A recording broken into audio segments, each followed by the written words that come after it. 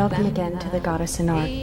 Our program is dedicated to the oldest and most enduring tradition in art, the Goddess in Art. My name is Starr Goode. My guest this evening is artist Ruth Ann Andersen. She works primarily in sculpture and collectively in performance art, doing set, design, prop, and costumes. She holds an MFA in sculpture, and her work has been shown throughout the country. She is currently gallery director at the Women's Building in Los Angeles. Thank you for being my guest, Ruth Ann. Thank you for letting me come. Ruth Ann, over the past few years in doing this show, The Goddess in Art, or Spirituality in Art, I've talked to a lot of artists who feel that their spirituality is really the basis of their creativity, or they really express their spirituality through art.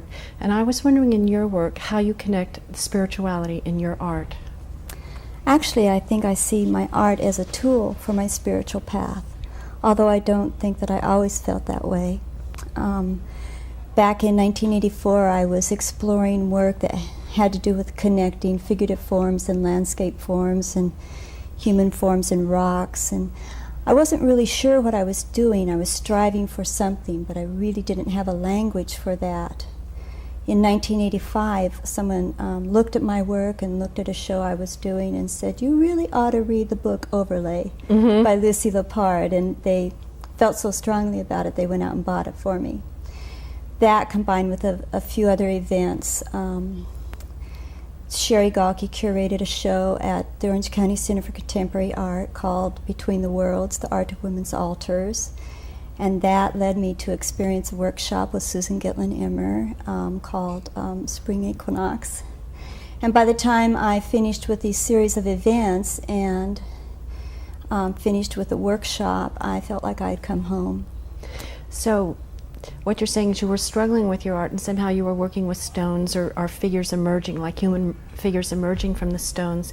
And for our viewers who might not know what this book, Lucy Lepard's book, is, she really takes Neolithic art and traces the iconography and the images of Neolithic art to contemporary art, which really is the language of the goddess, because, of course, the goddess was the first subject of art, and there's a whole body of iconography, and the standing stones are really temples to her. And you were working with stones, so it kind of connected you into a language of what your art was about, but you didn't really know. Exactly. I felt very grateful that I finally discovered a language that I felt like I could relate to and understand, and felt that it related to my artwork. It was hard for me to talk about my artwork prior to that because I did not have a language for it. I only knew that I was struggling with a concept about merging human form and rocks and animal forms, and it was a struggle to talk about it. And at that time you didn't really see it as spiritual? No, I didn't. As a matter of fact, during that period of time, I considered myself an atheist. You were rejecting like earlier background you had? I mean, yes, I was brought up by a very fundamentalist minister, and my mother was very much into the fundamentalist Protestant religion also, and it was a very restrictive, fundamental background, and when I was very much into that. I was going to be a missionary. Really? And I was completely into their religion until I was around 19 or 20, and went through some gradual changes where I ended up somewhere in my 30s rejecting it completely, and feeling that there was nothing beyond what we see, hear, and feel on this earth, on this planet.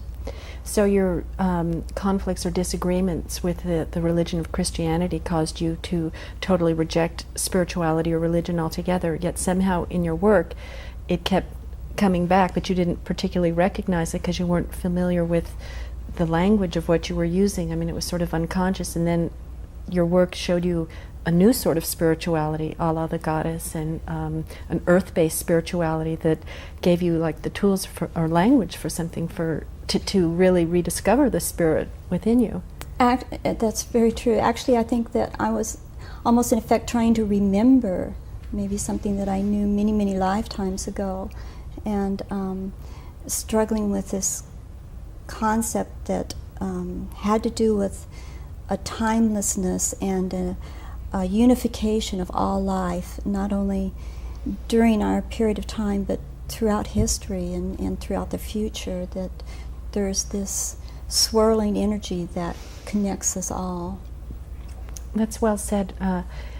It really kind of brings home to me the point that since this language of the goddess, or the subject of the goddess of art, starts at the beginning and continues, since she is an all-time, then really, in a way, it is sort of timeless, and it's as applicable then as it is now. So it was really, again, a new world for you, and to connect into that. It was very exciting, and it still is. I mean, it's an exciting understanding of life. And so you were surprised when you were no longer an atheist? Yes, I was. In fact, I wrote a statement for a show in 1984, right at the end of 1984, and I looked. It was like 3 o'clock in the morning. It's one of those nights when you can't sleep and you wake up and you start writing. And I read that statement the next morning, and I looked at it and I said, oh my gosh, I'm admitting to myself that I have a spiritual side, and that was like a huge shock to me. I didn't think I'd ever come to that point again.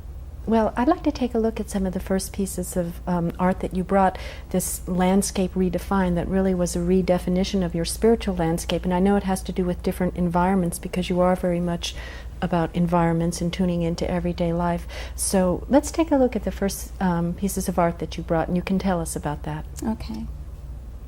Okay, here we go. This is the show in 1984 that I tried to write a statement for, that helped me discover my spiritual needs. And with this show, I was trying to create an environment that would set a feeling and a mood so that the viewer could walk into and through the show and be seated and feel the connection of the different forms, the human forms and the sand and the rock forms, all merging in and out of each other. So you can see like the figures emerging from the stone there.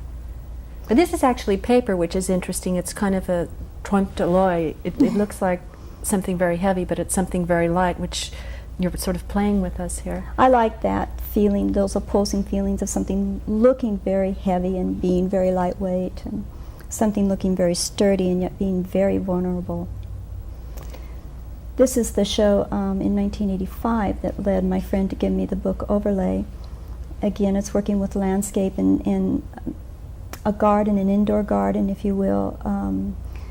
Again, creating an environment that sets a meditative mood to help the viewer explore their own connection with the universe and with rock forms and landscape forms and all of life. And now you did the sculpture, you did the steps, you did the sand. I mean, it was a whole ambience. I mean, you didn't just walk in and plop your piece down here. I mean, you created the whole feeling of this. Mm-hmm. Yes, the sand is even hand-dyed. I had a shovel and a bucket. The glamour of being an artist, huh? Very dirty work. This is a detail from the earlier show, 1984. I see, and so again we see the details of these stones and the figures emerging and coming forth. And again, these are all the same pieces, but in different environments. Mm-hmm. As I was able to recreate different environments, I was able to basically explore what my new understanding of my spirituality was about. And now here we have an outdoor scene too, again, like you put them out, these pieces outdoors. I think my work really wants to be outdoors, but as in paper it's a little difficult. But yet it's still pretty sturdy, even doing it in the paper, right? Yes, it's just not too sturdy to snow and things like that. So this was the piece that kicked it off for you, this series of pieces that really gave you a new language to be working with. And I know that part of your exploration of goddess spirituality has to do with being involved in ritual and cycles of nature and tuning into nature. And as an artist, you did a moon series that really brought all that together, all these different aspects of yourself. But you did a series of drawings of the full moon on 13 consecutive full moons. And this piece that we have here in the centerpiece, I know that this is from that series. So why don't you tell us a little bit about the moon and this ritual and what you were doing with that? Okay, when I started discovering all this new information, that is really very old information. I decided I wanted to do something cyclical and something that involved nature, and the most accessible cyclical thing in nature for me was the rising of the full moon. And so I was able to be on my rooftop and do a drawing of the full moon and do a meditation and sort of see what came out of that. And the first time I did it, I had no idea what was going to happen. And it was just like this shock. I just had such a great time, and it was turned out to be a very self-educational series for me, that in the sense that I learned a lot about myself and my relationship to the universe and what relational kinds of thinking can do, how it changes your perspective when you start thinking in terms of relational concepts rather than isolated concepts. What does that mean to you, relational concepts? Well, in the sense that I think in our society we're brought up to think in terms of separation and power over, and one group of people dominating another group of people, or separating our job from our life, or separating our church from our life. Whereas in thinking in terms of relational aspects, it's more of a cyclical, circular kind of thinking in terms of everything being connected and relating. So that really ties in very well with the idea of the moon, because of course the moon is still the moon, and it still has these natural cycles, and it waxes and it wanes. And I know that as an artist you have your studio downtown, and so you're amidst all this concrete and cement, but you can still climb up to the top of your roof and look up and see the moon, you know, just as our Paleolithic or Neolithic ancestors did too, and you can watch that cycle and still really connect. So that must have been very profound connection for you. Profound and empowering in the sense that I've learned to have a relationship with the moon that I can feel the energy that's exciting and wonderful and caring, scary and sometimes. nurturing, just a little scary sometimes. Once in a while there has been a scary event, but for the most part it's been educational. Also, I was thinking too, you know, sometimes I was reading this book on Avebury, which is one of the great stone circles in England, and it was by a very patriarchal scholar, and he was saying, oh, these primitives, you know, their minds were unprotected, they didn't have science and reason to guard them. All they had was their poetic imagination, right? All they thought was that the world was alive and full of life and being.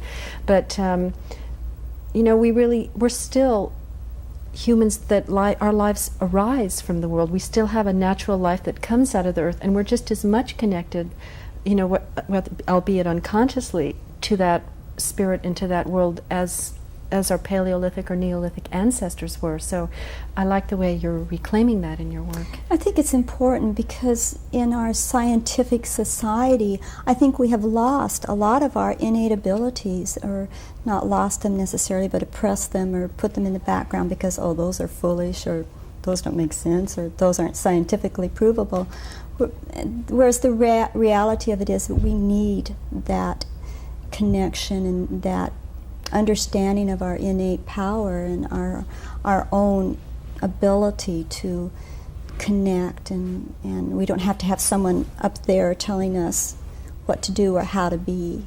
Right, the power is really within our own bodies, which again, the power comes up from the earth and from the great cycles of the moon and seasonal occurrences. Now, so what would you do? You would go up to your roof and like kind of prepare yourself and just watch the moon rise? I mean, what was kind the of ritual? Evolved. Okay. Yeah, it evolved from something very simple that was just, I went up there the first night and just sat there and did a drawing and meditated, and it became so profound that I wanted to make it more ritualistic and wanted to make it more formal, because I loved the profoundness.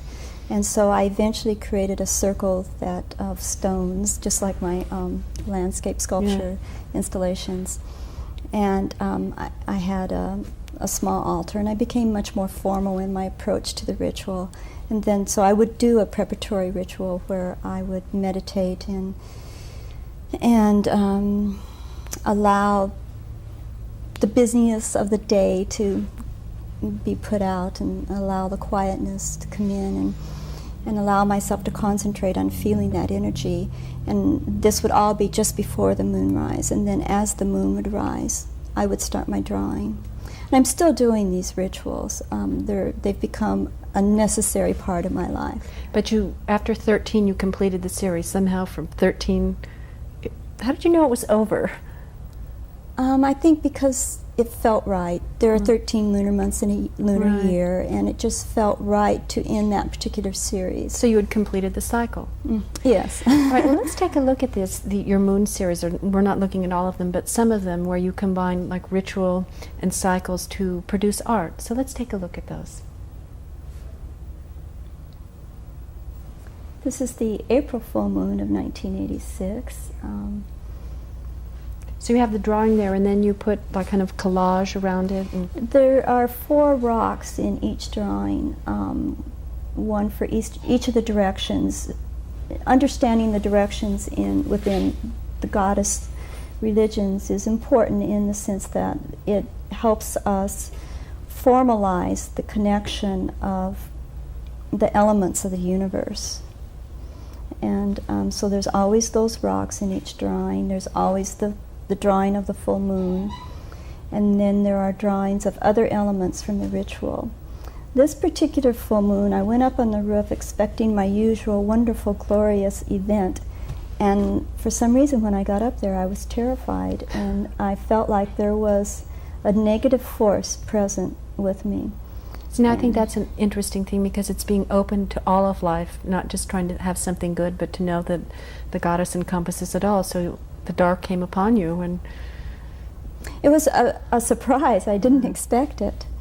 This one was the very following month, and I walked up there, and there was this incredible amount of joy on the roof, and it was like as if the energy was just leaping all over the roof and having this great time, and it was a very fun, wonderful, joyous event.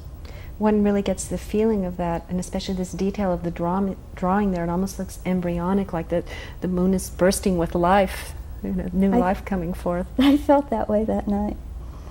It was one of the fun things about doing the series is I never knew quite what to expect. And it was always educational. I seemed to learn something about myself, maybe about fears, or maybe about what was empowering to me, or maybe about a way to deal with something that was going on in my daily life that needed to be researched on a deeper level, a more spiritual level. Now, in looking at this last piece, we saw the upside down triangle. Now, when you drew that, did you have any, is that just a form that came to you? You didn't have any sense of that as being the language of the goddess? Yeah, I really, during this entire series, I was just starting to discover the language of the goddess, and so a lot of these symbols would just occur. And what was fun for me was to discover later that they were a very ancient form of a symbol. For example, the upside down triangle, which is the delta, which is one of the oldest forms of the goddess symbols. And so that was a wonderful discovery. And to discover that some of these symbols were not only specific to one path of ancient study, but more than one, like Native American or whatever. And that was fun because they became almost like universal icons that seemed to feel like they had a lot of meaning to me. Yes, I mean, again, if something is universal, then there is a quality of timelessness about it, and that it's there in your unconscious, and as you connect with the creative spirit and the creative spirit of the goddess, it starts coming through your work, and then you had a process of becoming conscious of it. Now, I know in your current work that what you're working on now is very much, again, connected with stones or menhirs, which are standing stones. And I mentioned Avebury, and I know that you've been to Avebury. And for our viewers, Avebury is the largest stone circle in the world. It's just south, or no, actually it's west of Stonehenge, which is a more famous circle. But and in the Avebury stone circle, which is about 5,000 years old, you know, it's quite a temple to the goddess, and it really is part of the architecture of our Neolithic ancestors, and it is very much the language of the goddess. It had to do with observing rhythms and all kinds of celebrations. And I know that in your work, that in your we see it in your beginning work that we saw at the start of the show, but in your contemporary work, you're very much working with big stone figures and figures emerging, and big stones and figures emerging out of that, animal or human. So I'm just wondering, what is it about these stones that just really captures your imagination and draws you to them? Oh gosh, when I started reading overlay and started understanding more about stones and stone spirits and what menhirs, which menhirs are the ancient standing stones, which they weren't that necessarily that they represented a spirit, but rather that they had their own internal spirit, and that this spirit was a connection to the unseen and the rest of the universe. It's almost as if the standing stones are a connection between the heavens and the earth, and that this connection is a vibrant energy that flows back and forth. And then as I started reading about this, it became exciting to me, and I wanted to explore that more, understanding this new language. And that's what I've been doing, is creating very large sculptures that are much more specifically large menhirs that not necessarily have spirits coming out of them, but rather discovering the spirit within that stone, or as I work with a model, discovering the totem of that model, or the animal spirit that seems to work with that model, and the stone shape that seems to belong to that, and how they all feel together and connect.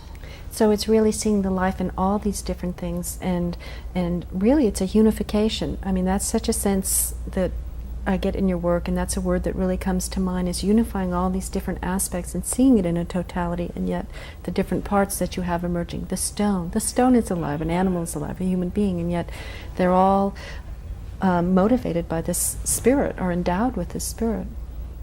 Yes, and eventually I hope to have a whole circle of these large stones, and they're all women, and it's emphasizing the nurturing and the caring aspects of the goddess, and at least at this point it is. Who knows? So that's your vision, like eight standing stones cast in bronze in a big circle?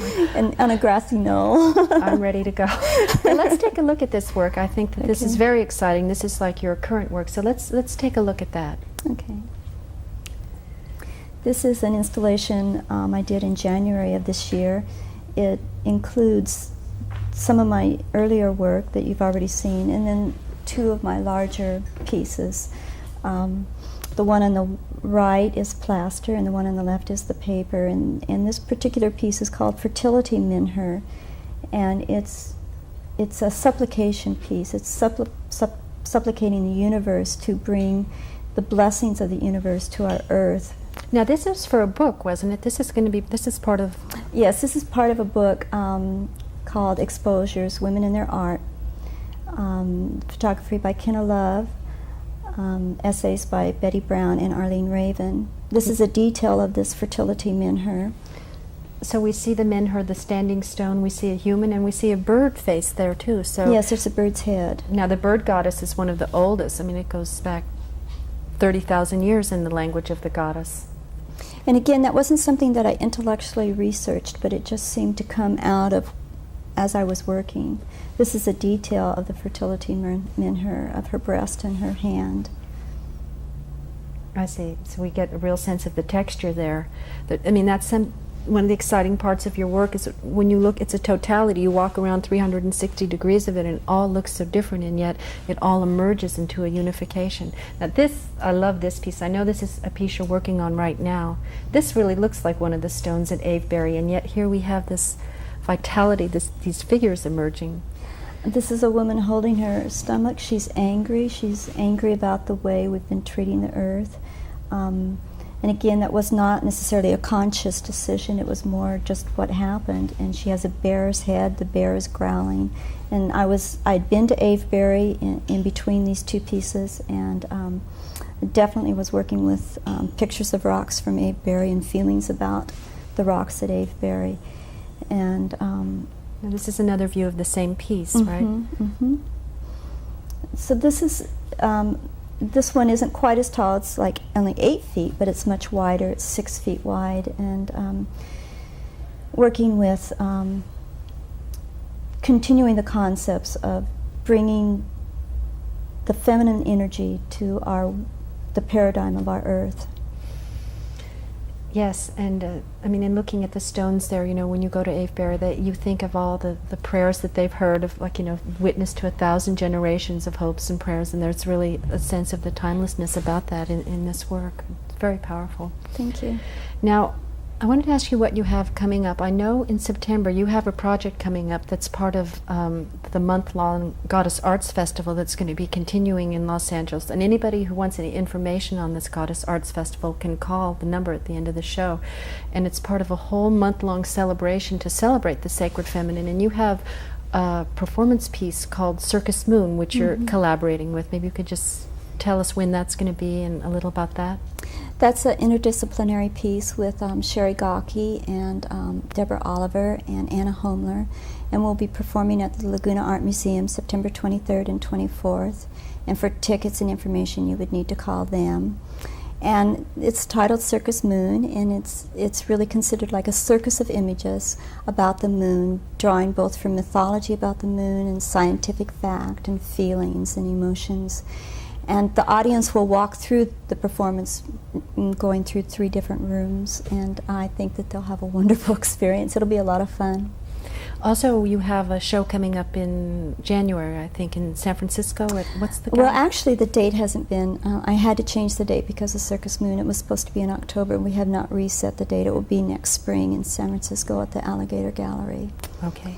Well, the time's just gone by so fast, and I really want to thank you, Ruth Ann, for coming today and really showing us that, you know, this timeless iconography or language of the goddess, and seeing it in your work just really makes us feel how powerful and the presence of the goddess in your work, from, you know, that it's just as timely from the beginning of this iconography, which goes back 40,000 years to now, and we thank you for your art. Thank you.